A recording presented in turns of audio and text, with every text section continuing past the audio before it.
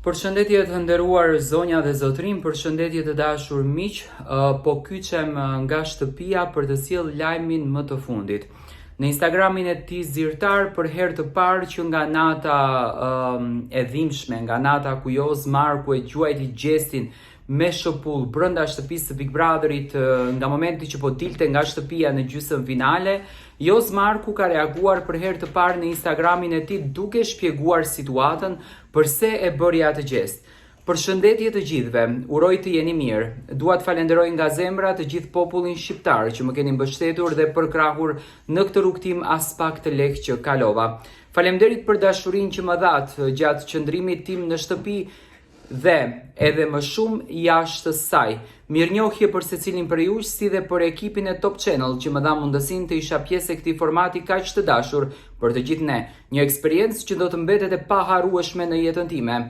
U futa në Big Brother dhe zgjodha të luaj fort, të paktë ishin ata që e kuptuan lojën dhe vërtetësinë time. Zgjodha të isha i sinqert, i drejt për drejt, pa filtra dhe ndoshta pikërisht kjo më kushtoi në këtë rrugtim. Ndjes për çdo që mund të ketë përjetuar keq atë ndodhi, por ju siguroj se presioni, veprat dhe gacmimet kanë qenë të shumta gjatë të gjithë rrugtimit tim kundër drejt meje në atë shtëpi.